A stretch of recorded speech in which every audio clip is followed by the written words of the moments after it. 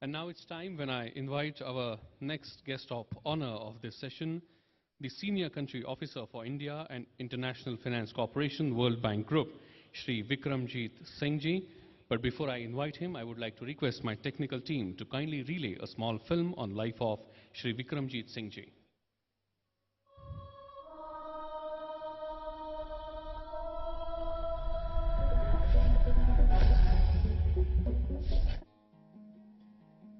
Shri Vikramjit Singh is an IPS officer of 2004 batch of Kerala and is currently serving as a senior country officer at the International Finance Corporation, New Delhi. He has a career of over 12 years with the government and in the financial services sector. With the government, he has worked in the Power Ministry and as a staff officer to the Union Minister for Youth Affairs and Sports and the Union Minister for Defence. He was a senior police officer in the state of Kerala. He has obtained an MBA from the Wharton School, University of Pennsylvania, where he was a recipient of the Joseph Wharton Fellowship. He also has a master's degree in police management from Osmania University and a bachelor's degree in commerce from Delhi University. In addition, he has a postgraduate diploma in TV journalism from Jamia Millia Islamia University. We are honored to welcome Shri Vikramjit Singh. Please welcome with a big round of applause Shri Vikramjit Singh ji. And there is one more important thing that I must share with all of you. During the foundation days of Bharatiya Chhatra Sansad 8 years back, Shri Vikramjit Singh ji was the OSD to the Union Minister of Youth Affairs and Sports, Government of India, and he is the person who helped to shape Bharatiya Chhatra Sansad in its initial days. Thank you very much, sir, for your support. Thank you. We are honored. Thank you. Right.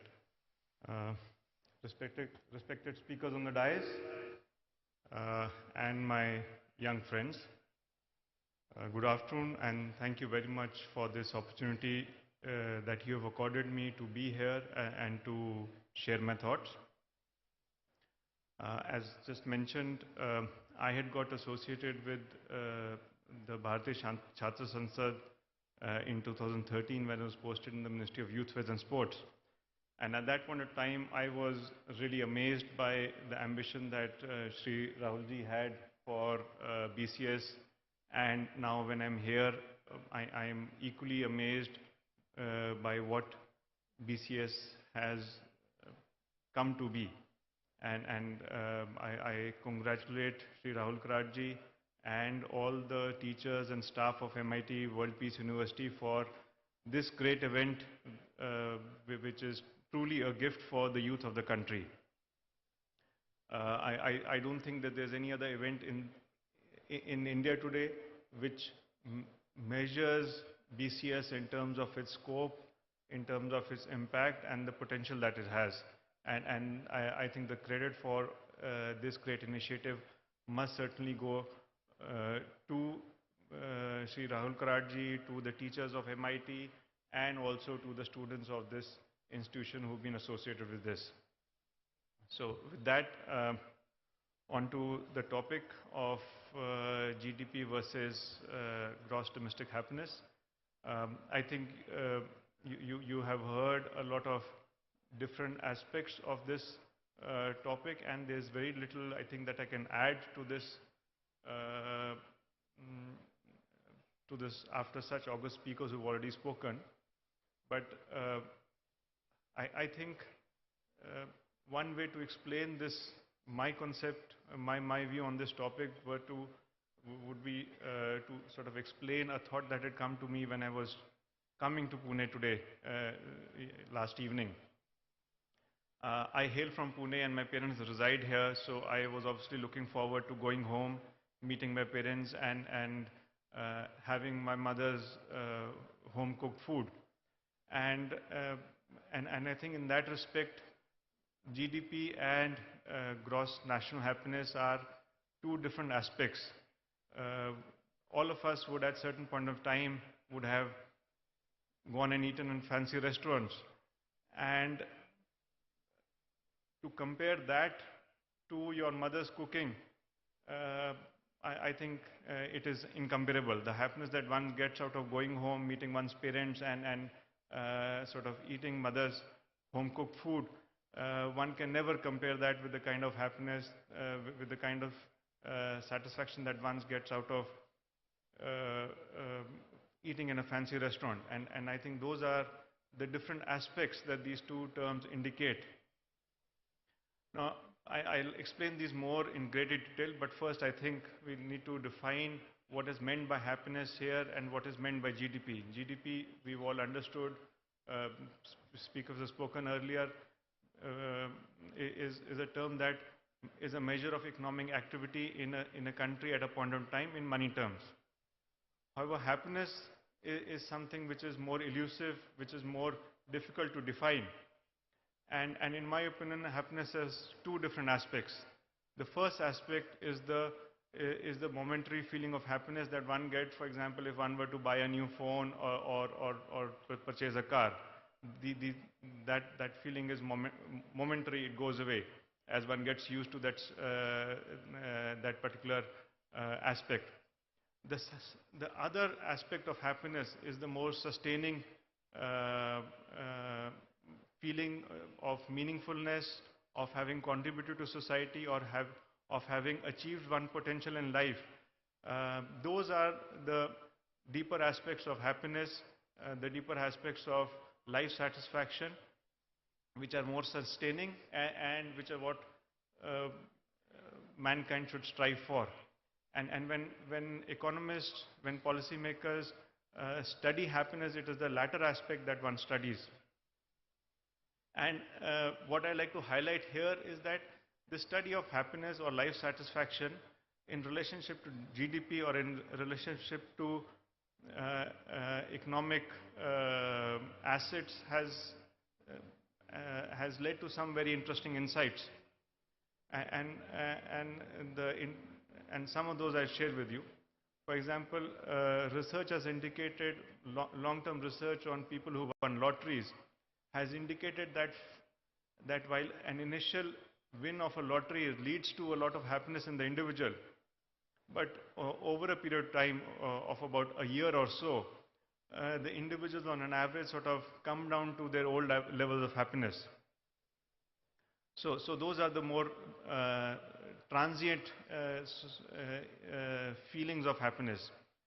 The other interesting insight here is that when levels of life satisfaction were analyzed across different societies over a period of time, and that was compared to their GDP on a PPP basis, it was seen that while there is a significant correlation between GDP and life satisfaction and happiness, up to a level of about $4,000 of GDP on PPP basis.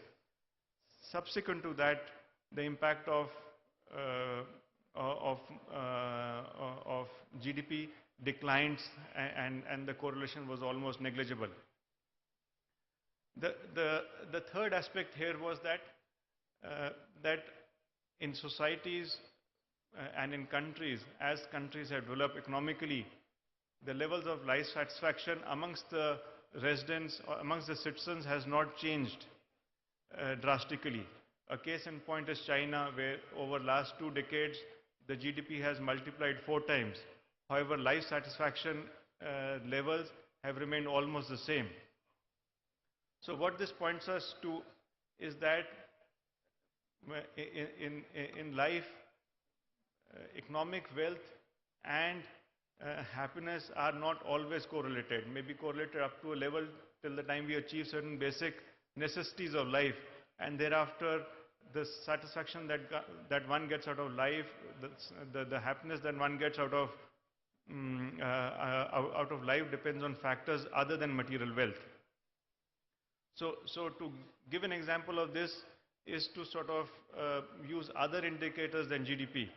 An example would be if one were to measure the amount of electricity flowing into a city to determine the wealth of the city or its residents, the data would probably be erroneous, because while it would provide some indication to the overall wealth of the residents, it does not cover many important aspects. The first aspect, of course, is the distribution of this wealth, whether this amount of electricity or wealth is cornered by a few residents, or is it cornered by, or is it more widely dispersed. It also does not look into how is this wealth used. Is it used for something productive for the society, or is it cornered or used for wasteful expenditure? It also does not look into the sustainability aspect. Is this use of wealth in a manner, or is this use of resource in a manner that it detracts away from the ability of the future generations to support themselves with a certain standard of living? So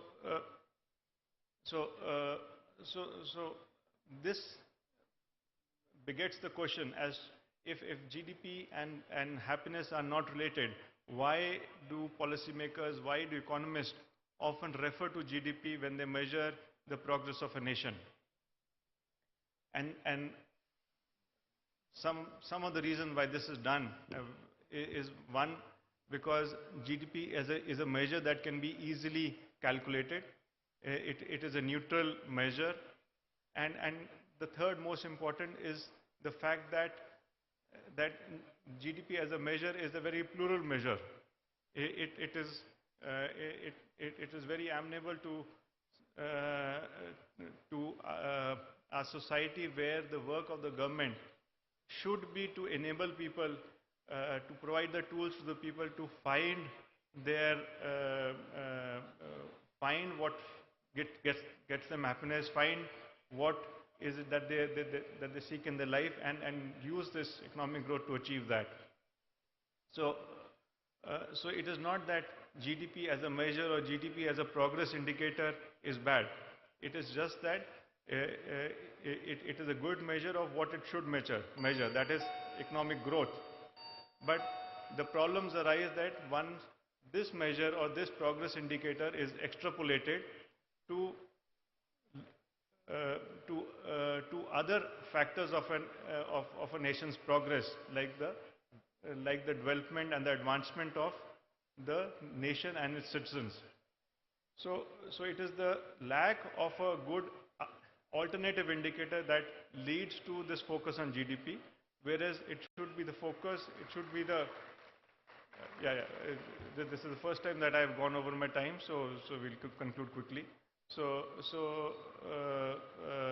it is this need for the development of an indicator that measures the nation's progress, which leads to this question on the gross national happiness.